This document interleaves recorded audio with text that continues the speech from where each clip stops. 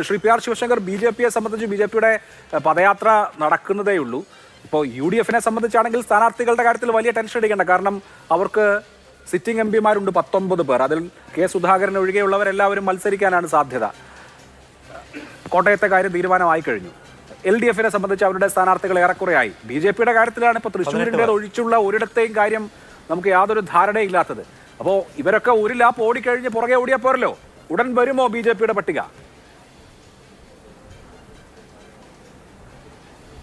അഭിലാഷ്, എനിക്ക് തോന്നുന്നത് internally V decided almost everything. അതൊരു ഫൈനലൈസേഷൻ ഈ ഒരു പാർലമെൻ്ററി പാർട്ടി കൂടേണ്ടതുണ്ട്. അതുപോലെ കേന്ദ്ര രാഷ്ട്രീയ കാര്യസമിതിയും അതുപോലെ തന്നെ തിരഞ്ഞെടുപ്പ് സമിതിയും കൂടേണ്ടതുണ്ട്. അങ്ങനെ CPM തന്നെ ചില ചിട്ടവട്ടങ്ങൾ BJPക്ക് ഉണ്ട്.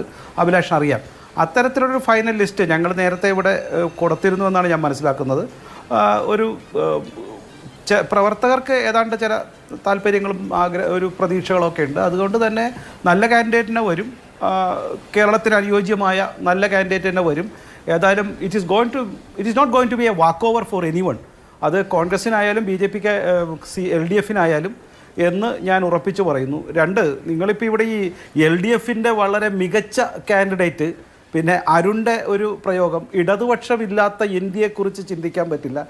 മികച്ച കാൻഡിഡേറ്റ് എന്നൊക്കെ പറയുമ്പോൾ എക്സ്പോർട്ട് ക്വാളിറ്റി കാൻഡിഡേറ്റ് എന്നാണോ ഇവർ ഉദ്ദേശിക്കണമെന്ന് എനിക്ക് മനസ്സിലാവുന്നില്ല. കേരളത്തിൽ നിന്ന് കുറേ പേരെ അങ്ങോട്ട് പറഞ്ഞുകൂടിയാണ് ഇവിടെ നിൽക്കാൻ പറ്റാത്ത, അല്ലെങ്കിൽ തിരഞ്ഞെടുപ്പിൽ ഇവരിവിടെ നിന്നാൽ ബുദ്ധിമുട്ടുണ്ടാകുന്ന ആൾക്കാരെ എക്സ്പോർട്ട് ചെയ്യുകയാണ് എന്നുള്ളൊരു ധാരണയും കൂടിയുണ്ട്. അവരെയൊക്കെ ജനങ്ങൾക്ക് നന്നായിട്ടറിയാം.